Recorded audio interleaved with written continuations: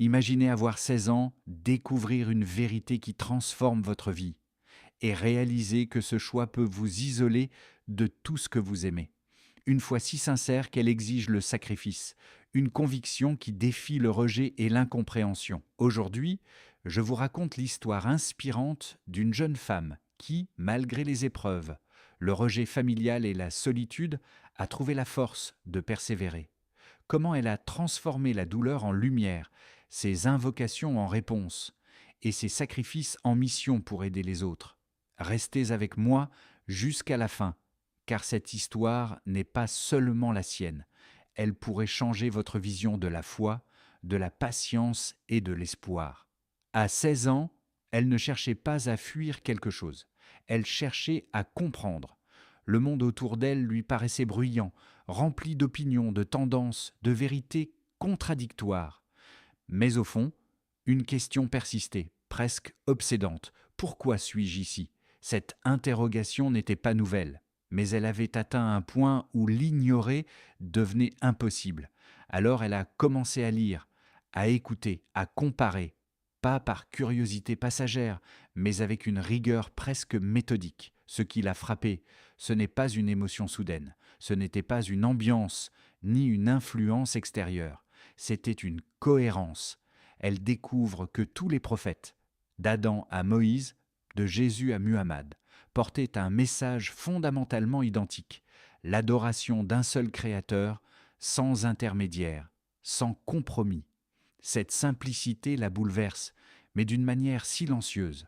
Rien de spectaculaire, juste une évidence qui s'impose. Ce n'était pas une foi héritée, c'était une conclusion.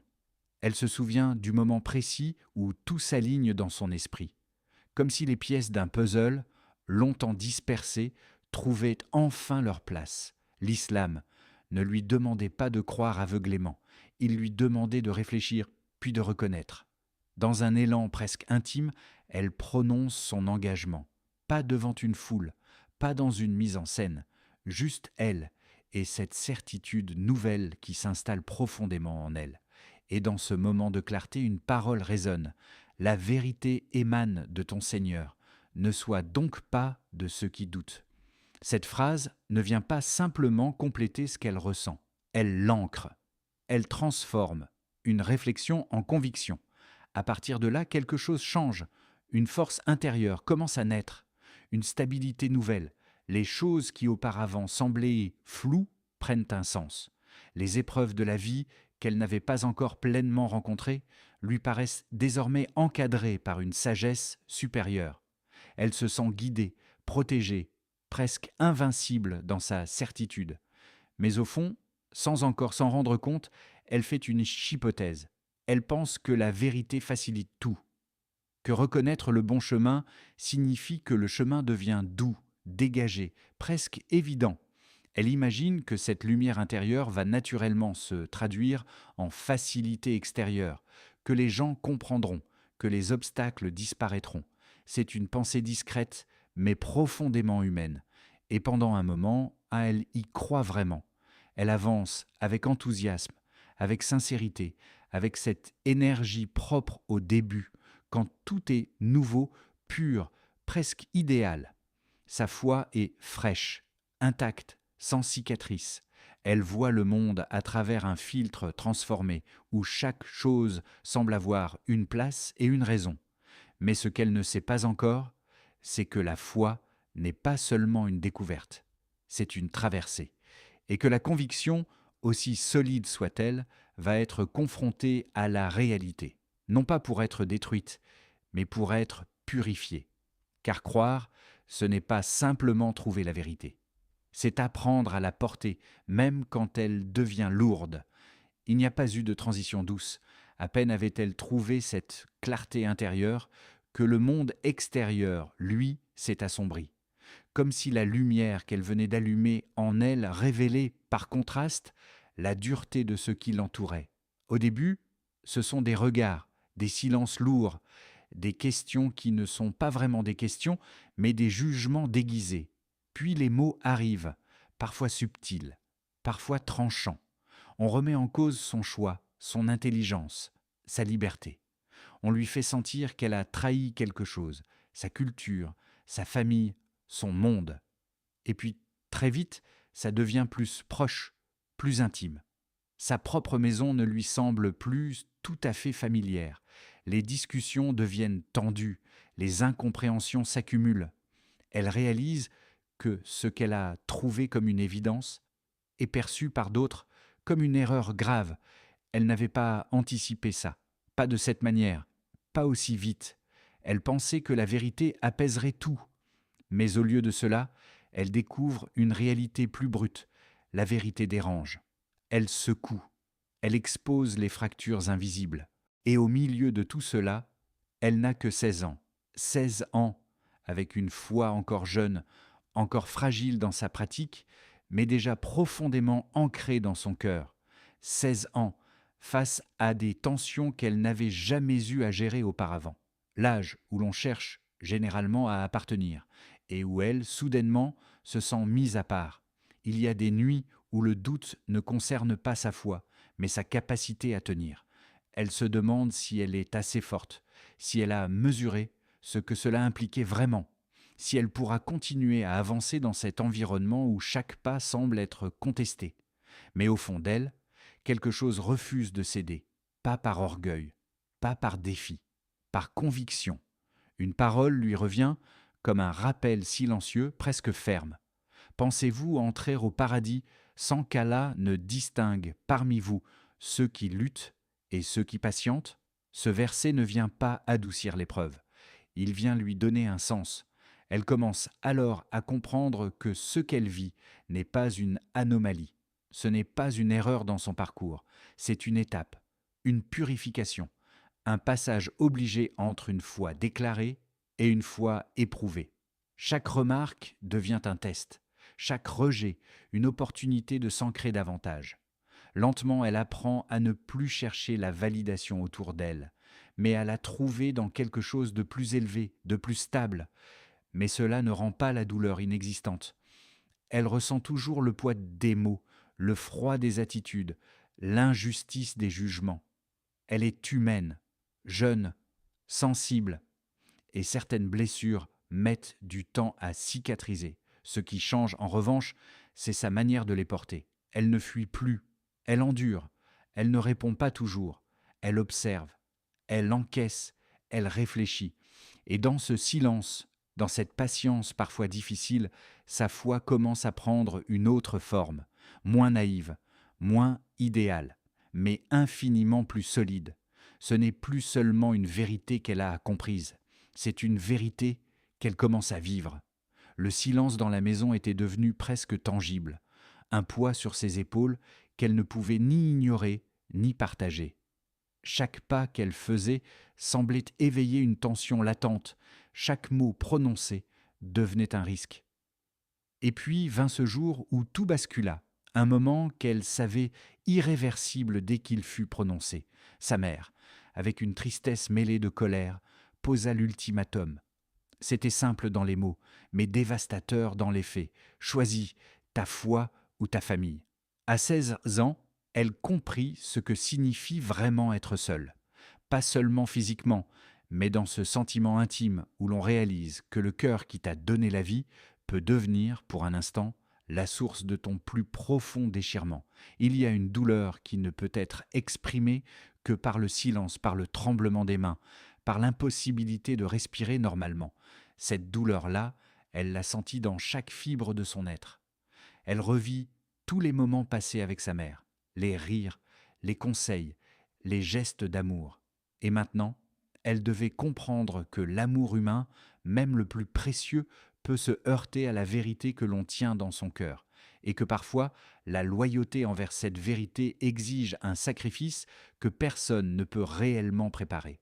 Pourtant, dans cette tempête émotionnelle, une force étrange surgit, une conviction que la foi qu'elle avait embrassée n'était pas seulement un refuge, mais un guide. Elle réalise que l'amour d'Allah dépasse tout, et que celui qui choisit de rester sincère face à l'épreuve touche à une dimension de courage que le monde ne peut mesurer. Dans cette lutte intérieure, les mots du Créateur résonnent avec une clarté douloureuse mais réconfortante. Et quiconque craint Allah, il lui donnera une issue favorable et lui accordera sa subsistance d'où il ne s'y attend pas. Elle comprend que sa foi n'est pas un simple choix intellectuel, mais une épreuve vivante. Chaque larme, chaque douleur, chaque sentiment de rejet devient une pierre dans l'édifice de sa patience et de sa sincérité. Elle sent cette force spirituelle croître en elle, silencieuse mais solide, comme une racine qui s'enfonce profondément dans le sol, même sous le poids des tempêtes. Les jours suivants sont empreints d'une étrange dualité, la nostalgie des liens brisés, le chagrin des gestes perdus, mais aussi la paix secrète de savoir qu'elle ne trahit pas sa conscience. Elle apprend à marcher dans un monde où ses choix sont scrutés et parfois incompris, mais où la vérité qu'elle tient devient son encre. Ce rejet familial, si cruel soit-il, ne détruit pas sa foi, il la purifie. Il lui apprend que la sincérité ne se mesure pas à la facilité des circonstances, mais à la résistance de l'âme face à la souffrance. Et chaque jour, en portant cette solitude imposée, elle devient consciente que la fidélité à Allah, même dans l'ombre du rejet humain, est le chemin d'une liberté intérieure que rien ni personne ne peut confisquer. C'est un moment où la douleur devient enseignement, où le sacrifice révèle une lumière que le monde ne peut offrir. Et elle apprend, malgré son jeune âge, qu'aimer Allah peut parfois exiger de lâcher ce que l'on croit incassable, mais que ce faisant, l'âme se fortifie au-delà de ce qu'elle aurait imaginé. À 17 ans, elle franchit une frontière invisible, celle où les choix ne sont plus théoriques, où chaque décision a un poids concret sur sa vie. Quitter la maison, c'était abandonner le confort des repas partagés, la sécurité des chambres familiales, les rires et les habitudes rassurantes. C'était se tenir face à l'inconnu avec pour seule armure sa foi et sa conviction intime. Elle sait que chaque pas, loin de sa famille, sera un test, une épreuve de plus. Mais au fond, elle ressent une clarté nouvelle. Rester c'eût été trahir ce qui est devenu le cœur de son existence. La foi authentique, elle le comprend à cet instant, n'est pas un sentiment passager que l'on peut adapter au gré des circonstances. C'est un engagement vivant, exigeant, qui parfois réclame le prix de tout ce que l'on a connu. Dans cette solitude choisie, elle apprend à vivre autrement. Elle trouve un petit logement, découvre le poids des factures et la nécessité de gagner son pain. Chaque tâche, chaque effort devient une méditation silencieuse sur la dépendance totale envers Allah. Elle se rend compte que la sécurité matérielle, si précieuse et rassurante, n'est rien face à la paix intérieure qu'offre la certitude de marcher sur le chemin juste. Elle fait face à des nuits de doute où la fatigue et la peur cherchent à l'ébranler. Mais dans ces moments, une parole résonne et éclaire son chemin. Et quiconque place sa confiance en Allah, il lui suffit. Cette assurance n'est pas abstraite, elle devient tangible à chaque difficulté surmontée. Le travail difficile, le manque de confort, la nécessité de se débrouiller seul deviennent autant de leçons de résilience et de reliance.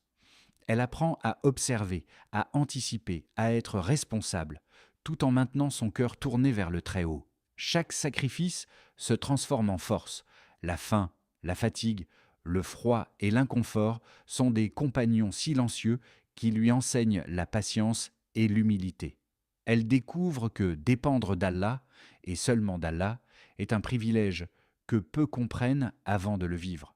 Dans cette vulnérabilité imposée, elle trouve une liberté intérieure immense, celle de savoir que sa foi n'est plus conditionnée par le confort ou l'approbation des autres. Elle réalise également que ces épreuves ne sont pas invisibles. Chaque choix difficile, chaque effort accompli, chaque instant de solitude dans lequel elle préserve sa pratique est vu, apprécié et récompensé par celui qui est omniprésent. La conscience de ce regard divin transforme ses sacrifices en actes de culte silencieux. Ce chemin, ardu mais illuminé par la foi, la fait grandir plus vite qu'elle ne l'aurait imaginé. À 17 ans, elle n'est plus seulement une adolescente, elle est une âme en quête, une personne façonnée par le courage, la conviction et l'amour sincère pour Allah. Et chaque jour qui passe, chaque décision prise avec intégrité renforce cette certitude intime que le véritable confort de l'âme ne réside pas dans les biens matériels, mais dans la fidélité à ce que l'on croit juste. La solitude n'est plus une menace, mais un révélateur de force. Les sacrifices ne sont plus des pertes, mais des ponts vers une reliance totale et lumineuse. Et au fil des jours, elle comprend que le chemin vers Allah est parfois escarpé, mais qu'aucune pente, aucune tempête, aucune épreuve ne peut effacer ce que la sincérité a semé dans le cœur. Avec le temps, les souvenirs de ces épreuves ne sont plus seulement des cicatrices, mais des repères. Chaque moment de solitude, chaque rejet, chaque sacrifice qu'elle a cru insurmontable se révèle être un enseignement précieux. Elle commence à percevoir la trame invisible qui relie les événements les plus douloureux à un dessein plus vaste. La douleur cesse d'être un mur pour devenir un pont. Au début, il n'y avait que l'incompréhension. Pourquoi ces rejets? Pourquoi cette solitude? Pourquoi cette nécessité de quitter sa maison, de renoncer au confort et à l'affection de ses proches? Chaque question brûlait son esprit, parfois jusqu'à l'épuisement. Elle se demandait si la foi valait réellement tout cela. Et pourtant, dans le tumulte de ces interrogations, une certitude persistait. Il devait y avoir une sagesse, même si elle était invisible, même si elle semblait inaccessible. En y réfléchissant maintenant, elle comprend que les épreuves agissent comme un sculpteur. Elles taillent, elles polissent, elles enlèvent ce qui est superflu pour révéler l'essence. La foi, qu'elle avait embrassée avec enthousiasme, se trouve purifiée dans le feu des difficultés. La patience qu'elle croyait connaître prend de nouvelles dimensions. La dépendance envers Allah devient une force tangible, non pas abstraite, mais ancrée dans chaque décision, chaque geste, chaque souffle. Elle repense à ces nuits de doute et de peur, à ces journées où le poids du rejet familial semblait insupportable. Elle voit maintenant comment chaque instant a construit sa résilience, comment chaque sacrifice a renforcé son ancrage spirituel. La douleur, autrefois ressentie comme une injustice, apparaît comme un moyen subtil par lequel Allah lui a appris à se tourner entièrement vers lui, à s'appuyer sur une certitude qui ne dépend ni des circonstances, ni des êtres humains. Et la parole divine qui s'élève dans son cœur vient alors éclairer sa compréhension. Ne pensez pas que ceux qui sont tués dans le sentier d'Allah sont morts. Au contraire, ils vivent, mais vous ne vous en rendez pas compte. Chaque épreuve n'est donc pas vaine. Chaque douleur est un signe. Chaque difficulté un rappel que la vie n'est pas un hasard, mais une épreuve structurée, un chemin vers la maturité spirituelle et la proximité avec le Créateur. Ce qu'elle a cru être une perte, sécurité, confort, relation, devient en réalité un gain invisible, un trésor qui ne peut être mesuré par les standards du monde. Cette prise de conscience transforme son regard sur la vie. La souffrance n'est plus une ennemie, mais une enseignante. Les obstacles ne sont plus des menaces, mais des révélateurs. La foi devient plus consciente, plus enracinée, plus vivante. Elle comprend enfin que tout ce qu'elle a traversé avait un objectif: modeler son cœur, fortifier son âme et lui apprendre que le vrai succès ne réside pas dans l'absence de douleur, mais dans la capacité à naviguer à travers elle avec sincérité et confiance. Ainsi, ce qui était autrefois perçu comme une épreuve insurmontable devient un patrimoine intérieur, une sagesse silencieuse qui la guide, l'inspire et l'élève au-dessus des épreuves du monde, vers une paix que seule la compréhension de la sagesse divine peut offrir. Les années passèrent, lentes et pesantes, marquées par la patience et la solitude. Chaque jour, elle se rappelait la peine de ses premiers pas dans la foi, le rejet, les sacrifices, les nuits où l'angoisse semblait interminable. Et pourtant, dans ce quotidien de défis, une lueur persistait, faible mais tenace, l'espoir. Elle n'aurait jamais imaginé que cet espoir serait testé de la manière la plus personnelle possible. Sa mère, cette même personne dont la colère et la douleur avaient semblé irréconciliables, celle qui avait posé l'ultimatum si cruel, demeurait un mystère dans son cœur. Comment pouvait-elle imaginer que des années plus tard, cette femme, qui avait incarné la résistance et l'incompréhension, finirait par embrasser la même vérité qu'elle défendait avec tant de sincérité? La conversion de sa mère n'était pas un événement spectaculaire, ni un moment dramatique. C'était un changement profond, silencieux, presque invisible aux yeux du monde. Mais pour elle, ce fut un bouleversement intérieur, un témoignage vivant que les cœurs appartiennent à Allah et que sa volonté peut transformer ce qui semblait définitivement perdu. Elle se souvient du moment exact où sa mère prononça la shahada, la voix tremblante, les yeux brillants de larmes et de sincérité. Elle vit alors une preuve tangible que même ce qui paraît impossible peut devenir réalité. Le rejet, la haine, la distance, tout cela n'avait pas été en vain. Les épreuves, la patience, les sacrifices, tout avait préparé le terrain à cette réconciliation spirituelle. Et au cœur de cette transformation, une parole résonne avec une clarté qui dépasse toute compréhension humaine. Dis, ô mes serviteurs qui avez commis des excès à votre propre détriment, ne désespérez pas de la miséricorde d'Allah. Ces mots prennent vie dans son histoire. La miséricorde d'Allah n'a pas de limite, et aucun cœur n'est fermé de manière définitive quand il décide de toucher l'âme. Elle comprend que le changement, même pour ceux que l'on croit perdus, est toujours possible, pourvu que l'on reste sincère, patient et confiant. La conversion de sa mère devient alors plus qu'un simple événement familial. Elle est un symbole puissant, le témoignage que la foi, la patience et la persévérance peuvent transformer des vies entières, que même lorsque tout semble sombre et irréversible, l'espérance ne doit jamais être abandonnée, car la main divine peut agir au moment le plus inattendu et des cœurs que l'on croyait fermés peuvent s'ouvrir à la lumière. Elle réalise aussi que ces années d'épreuve n'étaient pas uniquement pour sa propre croissance spirituelle. Elles avaient un but plus large, plus profond, être un exemple vivant que la sincérité et le courage peuvent inspirer le changement dans les autres, et que parfois, la plus grande victoire dans la foi n'est pas la facilité acquise pour soi-même, mais la guidance que l'on finit par inspirer autour de soi. Ainsi, ce retournement bouleversant transforme non seulement sa vie, mais sa perception du possible. Ce qui paraissait impossible devient une preuve de la puissance et de la miséricorde d'Allah, un rappel éternel que la foi, quand elle est sincère, porte toujours ses fruits, parfois là où on s'y attend le moins, et toujours selon un plan plus grand que notre compréhension humaine. Les années de solitude, de rejet et de sacrifice ont laissé des cicatrices, mais elles ont aussi laissé un héritage invisible, une compréhension intime de ce que signifie être perdu, et pourtant résolue, blessée et pourtant persévérante.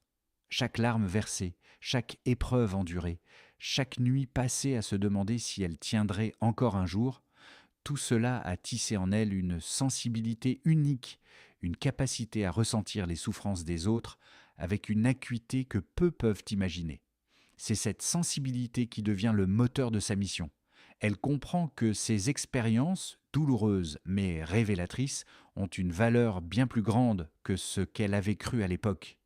Ces épreuves, qui semblaient à un moment être des fardeaux insurmontables, se transforment en tremplin. Elle décide de tendre la main à celles qui, comme elle autrefois, naviguent dans un monde où leur choix de foi les isole, les met en danger ou les laisse sans repère. L'organisation qu'elle fonde n'est pas seulement un projet social, c'est une prolongation de son cœur. Chaque action est guidée par la mémoire de sa propre peur, de sa solitude, de sa douleur. Elle sait exactement ce que signifie sentir que personne ne comprend, que personne ne peut offrir de conseils sincères ou de soutien tangible. Elle crée des espaces sécurisés, des ressources, des accompagnements personnalisés. Chaque femme qu'elle aide devient un reflet de ce qu'elle aurait elle-même souhaité recevoir à 17 ans. Dans son esprit, la foi prend une dimension nouvelle. Elle n'est plus seulement un refuge personnel ou un ancrage intérieur. Elle devient un instrument de service, un vecteur de compassion et de solidarité. Elle réalise que la souffrance n'est pas simplement à endurer. Elle peut être transformée, sublimée, utilisée pour alléger le fardeau d'autrui. Le sens de la douleur change, elle devient don et partage. Et dans ce chemin de transformation, un verset résonne dans son esprit avec une intensité qui dépasse toute explication. Et quiconque fait le bien, qu'il soit homme ou femme, tout en étant croyant, nous lui ferons vivre une bonne vie et nous les récompenserons selon le meilleur de leurs actions. Ces mots incarnent pour elle la vérité profonde de son parcours. Chaque action bienveillante, chaque accompagnement, chaque sourire offert à une sœur dans la difficulté devient une continuité des épreuves qu'elle a traversées. La douleur n'est plus un poids à porter seule, mais une énergie à transformer en lumière pour les autres. Elle observe les femmes qui arrivent, parfois timides, parfois effrayées, parfois encore blessées par le rejet. Elle les écoute avec une attention qui vient d'un vécu authentique. Elle sait comment encourager sans juger, guider sans imposer. Chaque histoire qu'elle entend lui rappelle que sa mission n'est pas abstraite. Elle est concrète, nécessaire, vitale. Ainsi, ce qui semblait autrefois être un chemin de souffrance personnelle se révèle être un levier pour le bien collectif. Les épreuves ne sont plus simplement des expériences passées, elles deviennent un legs de compassion et de service. Et elle comprend enfin, avec une certitude profonde, que dans la foi sincère, la souffrance peut devenir un instrument de lumière, transformant la douleur en un pont vers les autres et vers Allah. Chaque pas qu'elle fait aujourd'hui dans son travail n'est plus seulement guidé par la raison ou l'envie d'aider, mais par la certitude que ces épreuves, loin d'être vaines, portent un sens éternel et universel. Son vécu est devenu une carte invisible qu'elle porte en elle, une boussole qui guide chacun de ses gestes. Elle sait exactement ce que signifie se sentir seule face à un choix difficile, se battre pour sa foi, alors que le monde entier semble vous tourner le dos, pleurer en silence parce qu'on se sent incomprise. Ces expériences, douloureuses mais formatrices, deviennent la source même de sa capacité à aider. L'empathie qu'elle déploie n'est pas théorique, elle est vécue, incarnée, profonde. Elle se rappelle les nuits où elle s'est sentie effacée, ignorée, où la peur du rejet semblait plus grande que tout. Ce souvenir lui permet aujourd'hui de reconnaître les signes de détresse chez les autres. Quand une femme convertie entre dans son espace d'accompagnement, hésitante et craintive, elle sait lire le langage de l'angoisse, de l'incertitude, de la solitude. Ses mots, ses gestes, ses silences sont empreints d'une compréhension que seules les épreuves personnelles peuvent donc donner. Elle ne donne pas simplement des conseils. Elle transmet une présence rassurante, un soutien qui vient du cœur. L'expérience vécue transforme l'action en authenticité. Elle n'a pas besoin de théorie pour comprendre la détresse des autres. Elle l'a ressentie, elle l'a traversée. Elle sait que les véritables liens d'aide se construisent sur la sincérité et la reconnaissance de la souffrance d'autrui.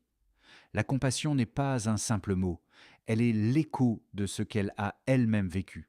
Et c'est cette même expérience qui lui permet d'offrir un réconfort tangible, une parole appropriée au bon moment, un geste qui rassure, une écoute qui libère. Et dans ce cheminement, un verset s'impose à elle. Secourez-vous les uns les autres dans la bonté et la piété, et ne vous entraidez pas dans le péché et l'injustice. Ces mots résonnent dans sa vie quotidienne. Elle comprend que la bonté et le soutien sincère prennent racine dans l'expérience humaine. La douleur, lorsqu'elle est transformée par la foi, devient un outil pour servir les autres, pour tendre la main à ceux qui sont au bord de l'abandon. Elle a appris que seule une personne qui a traversé des tempêtes peut guider avec précision un autre naufragé dans les vagues de la vie. Chaque témoignage qu'elle reçoit, chaque peur partagée, chaque larme confiée lui rappelle pourquoi elle a choisi ce chemin. Les cicatrices du passé ne sont pas simplement des blessures, elles sont des ponts vers les autres. L'empathie qu'elle lui confère est un trésor, un héritage invisible de sa propre résilience. Elle se rend compte que dans chaque moment de difficulté, il y a une graine de compassion qui, si elle est nourrie, peut fleurir et devenir un refuge pour autrui. Ainsi, son action devient un mélange unique de foi, de connaissances personnelles et de sensibilité humaine. Elle enseigne que la souffrance, loin d'être inutile, forge des qualités essentielles, patience, sincérité et empathie. Elle montre que ceux qui ont connu la douleur peuvent non seulement survivre, mais transformer leur vécu en un don précieux pour soulager la douleur d'autrui, incarnant la dimension la plus noble de la solidarité humaine. Dans chaque sourire qu'elle offre, dans chaque mot qu'elle prononce, on retrouve l'empreinte des épreuves traversées, la preuve que la compassion naît souvent de la douleur vécue, et que celle-ci, lorsqu'elle est purifiée par la foi, devient lumière pour ceux qui cherchent guidance et réconfort. Dans les moments les plus sombres, quand tout semble perdu et que le cœur vacille entre le découragement et la solitude, elle a découvert un refuge silencieux mais puissant. Les invocations, le dua. Elle n'avait rien d'autre, parfois, que ces paroles murmurées dans le secret de sa chambre, ses mains levées vers le ciel, avec une foi fragile, mais obstinée. Chaque prière, chaque supplication était un souffle d'espoir, un fil invisible reliant son âme à celui qui voit tout, même ce qui demeure invisible aux yeux humains. Les années passèrent, remplies de défis, de sacrifices et de nuits sans sommeil.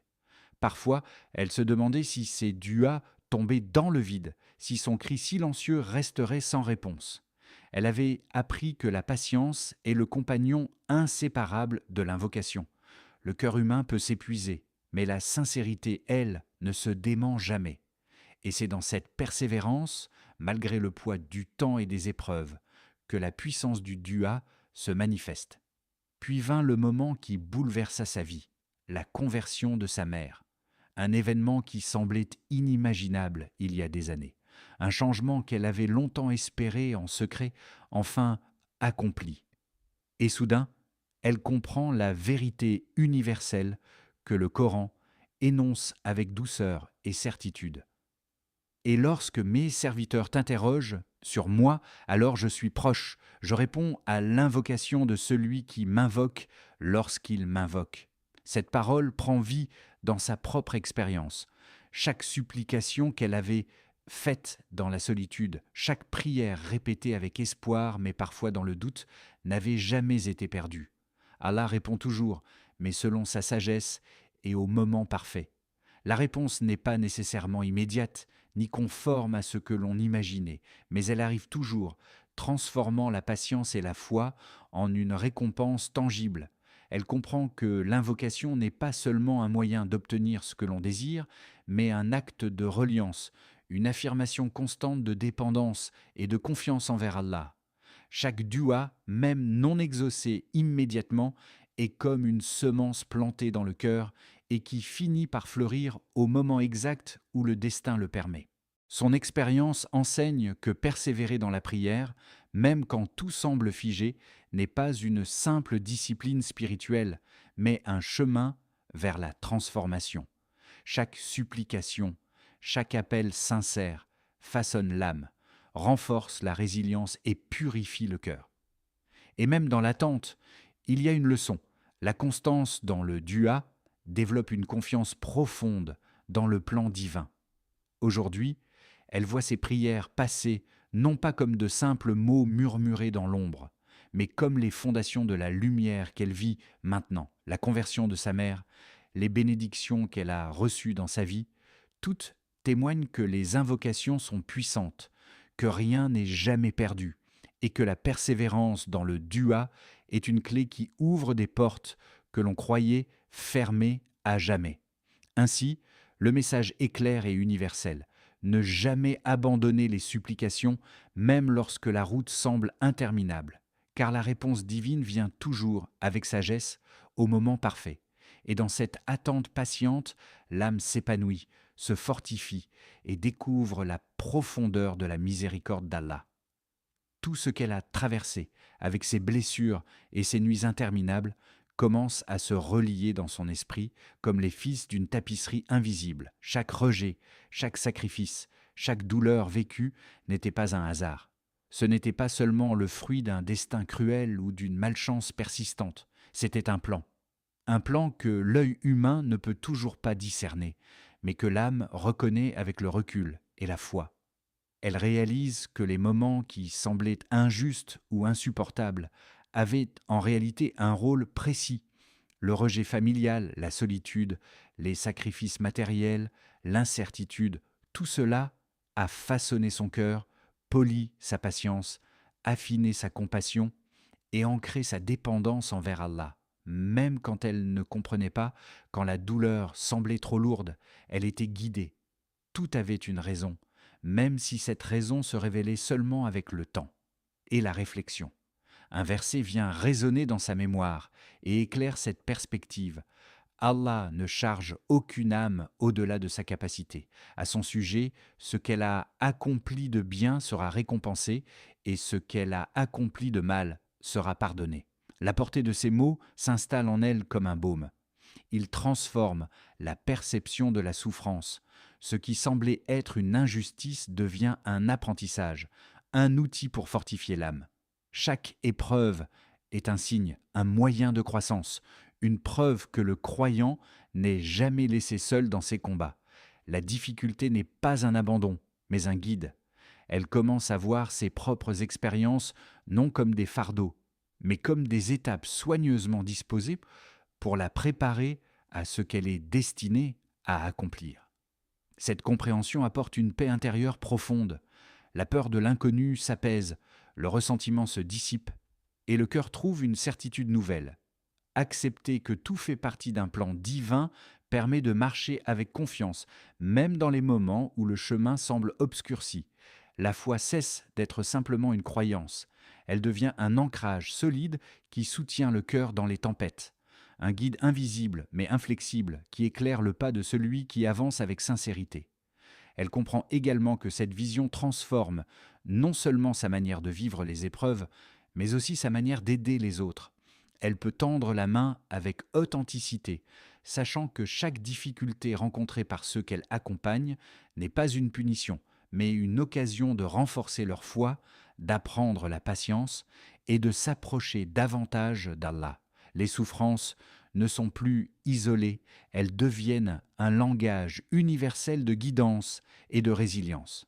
Ainsi, la certitude que chaque épreuve fait partie d'un plan divin devient un pilier.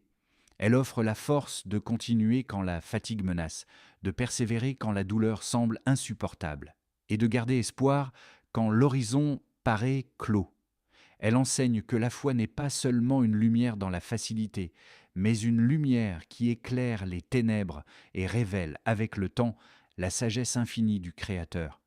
Et dans cette compréhension, l'âme trouve enfin la tranquillité, la conviction que rien n'est perdu, rien n'est inutile, et que chaque pas, chaque épreuve, chaque moment vécu avec sincérité contribue à un dessein plus grand que ce que l'on peut imaginer.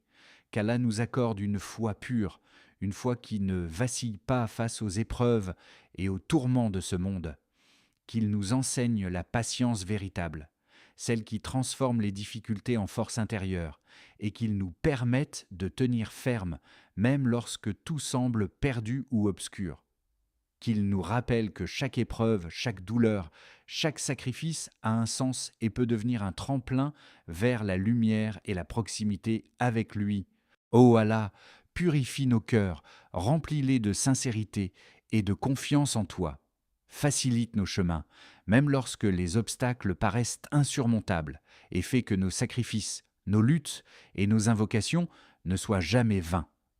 Transforme nos épreuves en source de bien, non seulement pour nous-mêmes, mais aussi pour ceux qui nous entourent, afin que notre expérience serve à apaiser les cœurs et à guider ceux qui cherchent la vérité.